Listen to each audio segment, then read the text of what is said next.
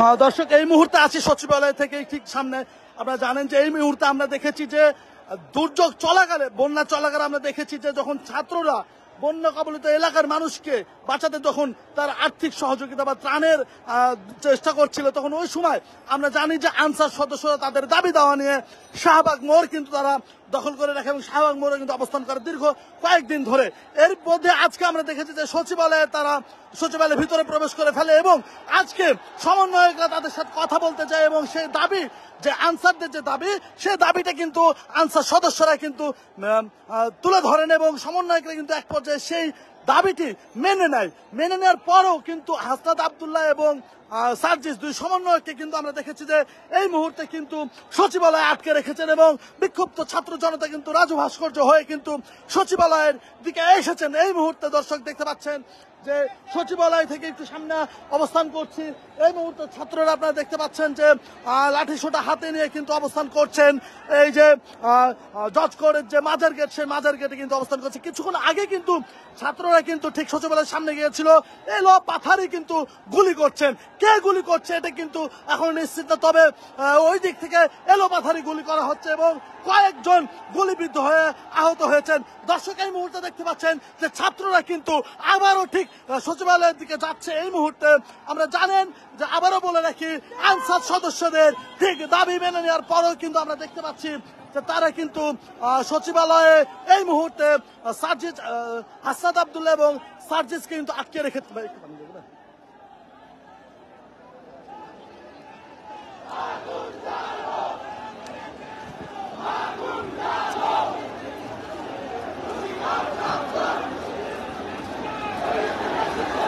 দর্শক, এই মুহূর্তে দেখতে পাচ্ছেন যে ছাত্ররা কিন্তু দল বেঁধে কিন্তু ঠিক সচিবালয়ের দিকে এই মুহূর্তে কিন্তু যাচ্ছেন এবং আনসাররা কিন্তু অতর্কিত ভাবে কিন্তু গুলি করছেন এবং আমরা দেখেছি ইতিমধ্যে 10 থেকে 12 জন কিন্তু আহত অবস্থায় কিন্তু সচিবালয়ের সামনে থেকে কিন্তু হাসপাতালে নিয়ে যাওয়া হয়েছে। এই মুহূর্তে কিন্তু থমথমে পরিস্থিতি বিরাজ করছে কিন্তু এই মুহূর্তে সচিবালয়ের সামনে। দর্শক, দাবি দেওয়া মেনে নেওয়ার পরেও কি উদ্দেশ্যে তারা দুই সমন্বয়কে আটকে রাখলো এটা কিন্তু জানার বিষয় দর্শক। এবং তারা এলোপাথারি যে গুলি করছে এটা কিন্তু খুব লক্ষণীয়। আপনার দেখানোর চেষ্টা করেছি কিন্তু আমি ঠিক আগের লাইভে আমি একদম সচিবালয় গেট পর্যন্ত কিন্তু গিয়েছিলাম, সেখানে আমরা দেখেছি কিন্তু আনসার সদস্যরা কে বা কাহারা, যেহেতু আনসার সদস্যরা আমরা জানি যে শাহবাগে যখন অবস্থান করছিল তখন কিন্তু নিরস্ত্র ভাবে অবস্থান করছিল। ঠিক এই মুহূর্তে সচিবালয়ের সামনে থেকে কিন্তু ছাত্রদেরকে উদ্দেশ্য করে কিন্তু গোলাগুলি করা হয়েছে। আমরা দেখানো একটু কিছুক্ষণ আগে কিন্তু আমরা সেটা দেখিয়েছি আপনাদেরকে। দর্শক, এই মুহূর্তে আপনারা দেখতে পাচ্ছেন যে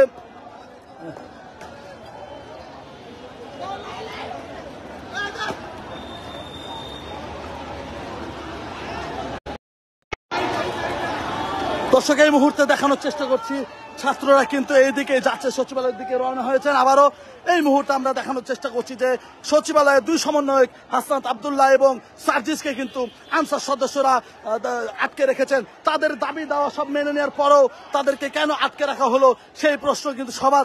এবং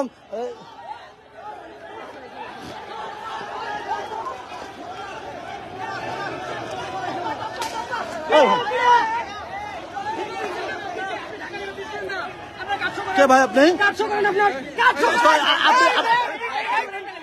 মারেন না, তুমি ওখানে ইট মারলো কেন? দাঁড়াও মারো না, কে তুমি কে?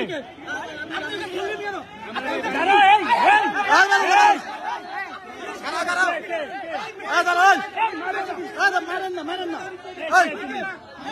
দাঁড়ান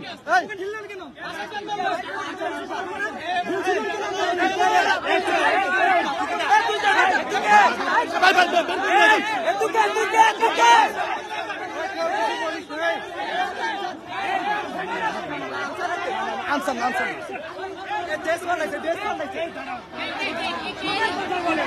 একজন কথা বলি।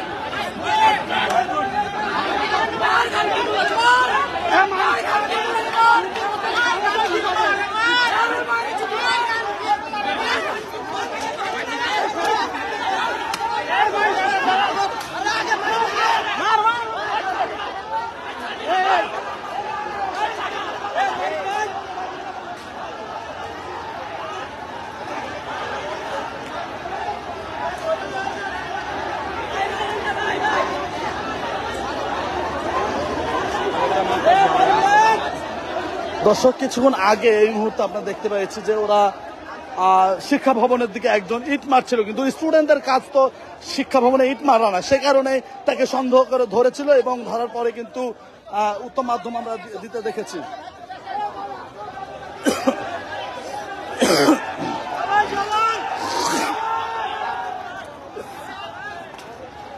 গাড়ি কিসে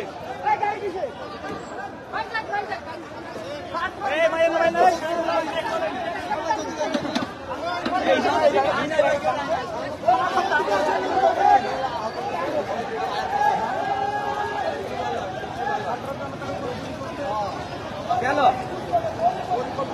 আপনার শরীর ভালো না হইলে ওরা সত্যভাবে হয়ে গেছে।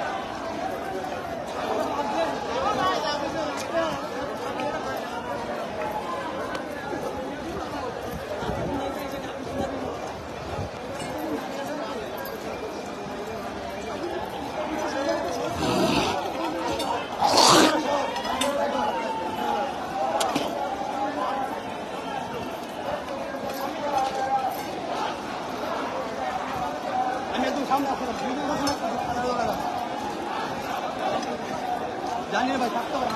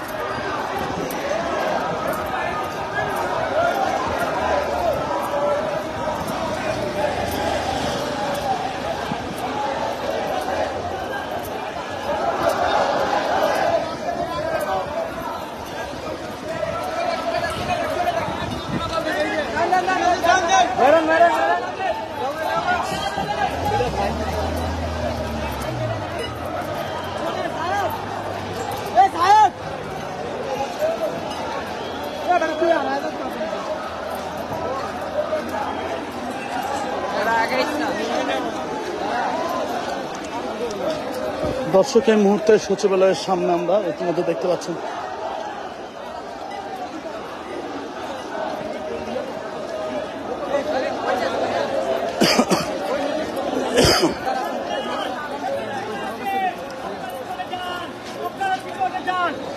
ছাত্র জনতা এই বাংলার মানুষ আপনাদের কখনো ক্ষমা করবে না।